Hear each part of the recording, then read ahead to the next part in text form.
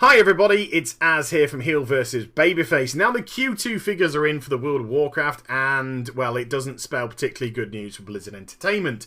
At the end of the last quarter, they stood at a relatively solid 7.6 million subscribers, which was a loss of 24% of their subscription base over the life of Mists of Pandaria. Well, those figures have now plummeted quite dramatically, going from 7.6 down to 6.8 million, which means a loss of 800,000 subscribers over April, May and June of this year. And it also means a total loss of 32%, a third of their whole subscription base over the course of the life of this expansion. Not good news at all.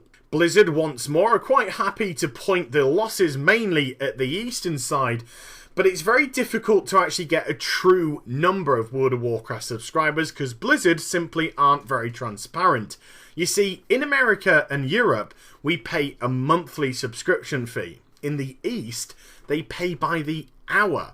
So if somebody in the East purchases 1 hour of World of Warcraft a month, is that therefore a subscriber? The money side of matters simply doesn't equate at all to a European or US purchaser of a subscription fee. So unless we get total transparency, we will never legitimately know how many World of Warcraft subscribers are out there. That said though, revenue is up. And that means the amount of money that the company is generating is up, but their net money is down, and the net money is what's left after you've paid out for everything. But that is down by a staggering 50%, from 90 million at this time last year down to $45 million this time around. Don't worry, I won't go crying into your cornflakes just yet for them. Also, Warlords of Draenor has managed to generate 1.5 million pre-orders. Now, we can't say that these pre-orders are people that have left the game because they still might be subscribed. I've purchased Warlords of Draenor already on my European account and US account, therefore I equate to two of them. I'm still subscribed to the World of Warcraft on the European side and the US side. So we don't know how the figures will raise once Warlords of Draenor has been released. But quite possibly the most staggering figure is that 73% of the total revenue for Blizzard was now made up of digital sales. So from a World of Warcraft point of view, that's the Blizzard store mounts, pets and vanity items, and in game we have the services like race changes, character changes, name changes, faction changes, and those services recently had a price hack. It seems that Blizzard are quite happy to put their content now on the digital store, and that's the key word here, is content. You see, these subscription losses are far from a surprise. Blizzard simply don't support the World of Warcraft in the second half of whichever expansion is active. Wrath of the Lich King got away with it because Wrath of the Lich King was so popular that it soared and made the WoW subscriber numbers peak. So when the only thing that we got in the space of a year was Hallion, not too many people were bothered because they were simply enjoying the game. But when nothing came after Dragon Soul and Cataclysm, numbers dropped dramatically. And the last time we had any content for Mists of Pandaria was September of last year. In a month's time, we won't have had anything new for a whole 12 months. And with Warlords of Draenor now in beta testing, you're not going to have anything new to play for another 2 to 3 months most likely. We'll find out in a few days' time when Blizzard officially release the date for Warlords of Draenor's release. But it's just not good enough.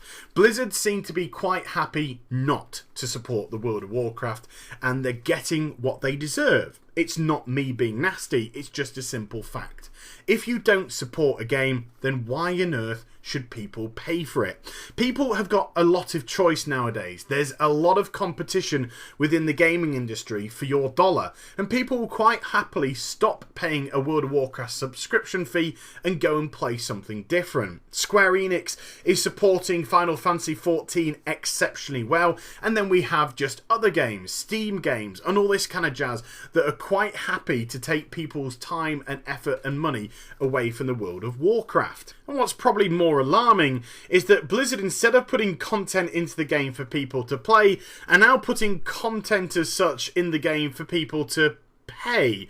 You see, Azeroth Choppers recently came out. It was a show where some dudes made an Alliance motorcycle and a Horde motorcycle, and then you got to vote to see which one you liked, and then the winner of that vote would go in-game as a free mount.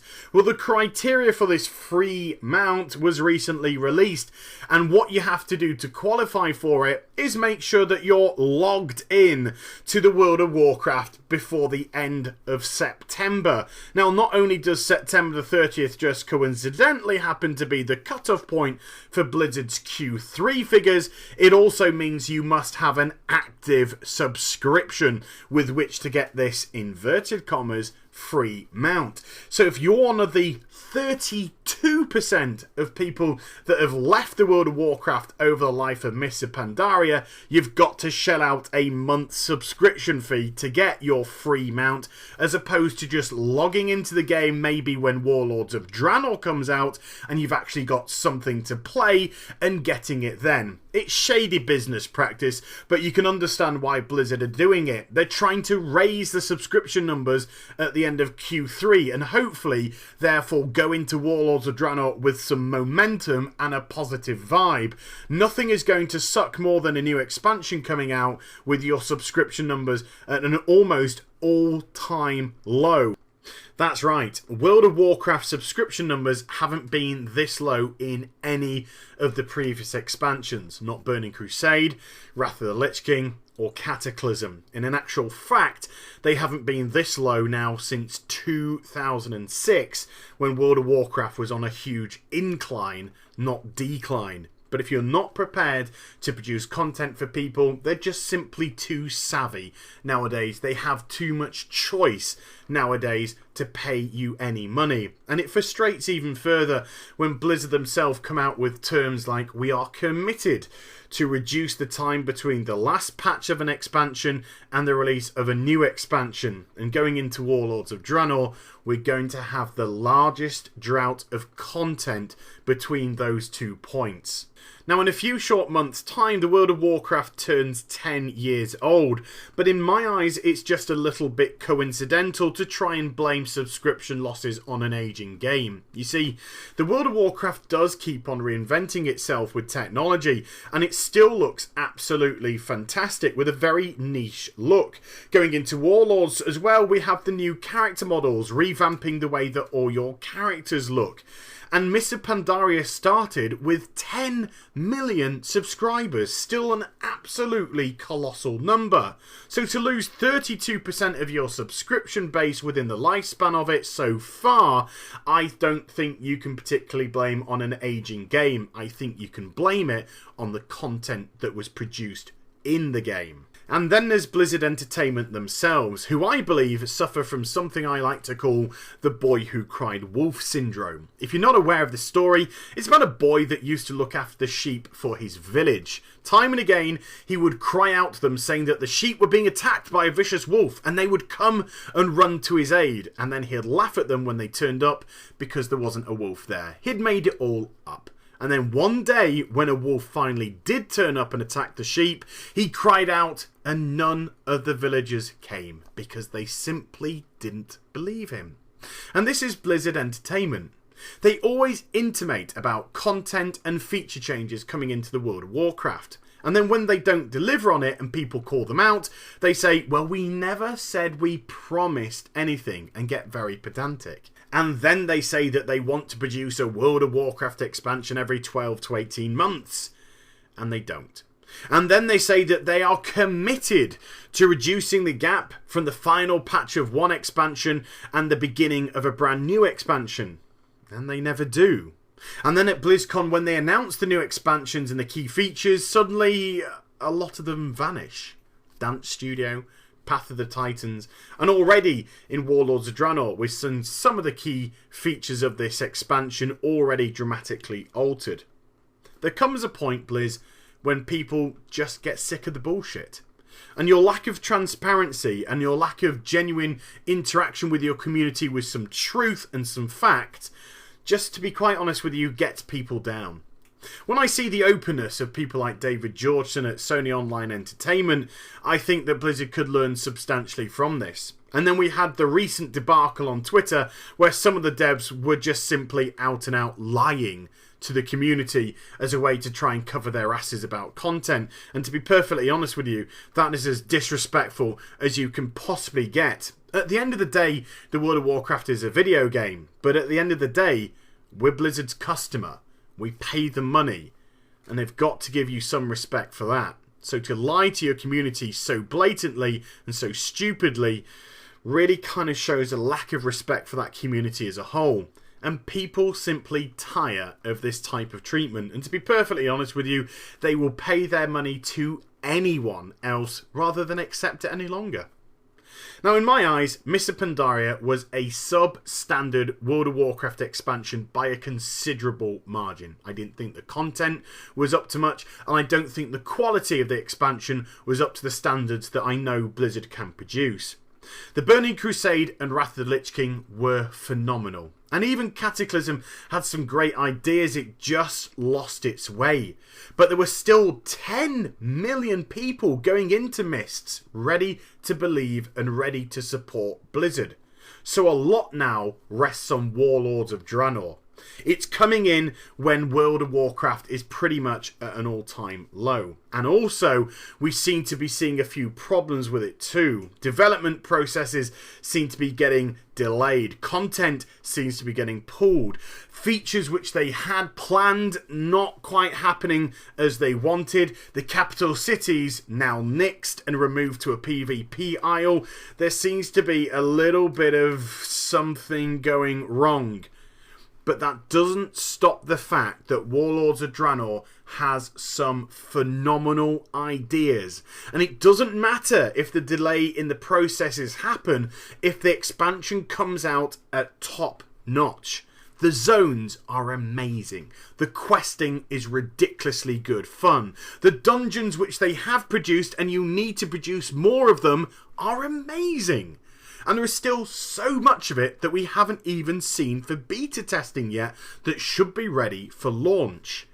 I've got faith that Warlords of Draenor is going to be a very good expansion. Or if I'm going to rephrase that, I'll say this. I have faith that Warlords of Draenor has all the potential to be an excellent expansion. All that they need to do is make sure that Blizzard deliver on that potential. And that is something completely different. Is the boy who cried wolf going to deliver? Are we going to turn up to the field with our two-handed swords, one-handed maces and staffs and fight off the big bad wolf? Or are we going to turn up to the field and the boy who cried wolf is going to laugh in our faces again, as once more we've been duped? I really hope it's the former. I really, really do. I've had a whole lot of fun beta testing Warlords of Draenor, and I want to have a lot of fun playing the live version of this expansion for however long it may exist. I'm going to call out it won't be a year to 18 months. I think it'll be a little bit longer. But there we go. That's just learning from life experience. But yes, subscription numbers for the World of Warcraft down substantially, but you can't say it's any shock whatsoever when the game's not producing any content. Everything hinges, in my eyes, on Warlords, and there is definitely potential there. Blizzard have just got to deliver on it. But let me know what you think in the comments down below. And I hope you enjoyed the vid. If you did, please give it a thumbs up. And also subscribe to my channel. Follow me on Twitter, Facebook and twitch.tv/HeelvsBabyface for live Warlords of Draenor streaming. Had a 6-hour streaming session tonight of leveling up. It was awesome. And I will be back with some more stuff very soon. You take care, everybody. Bye-bye.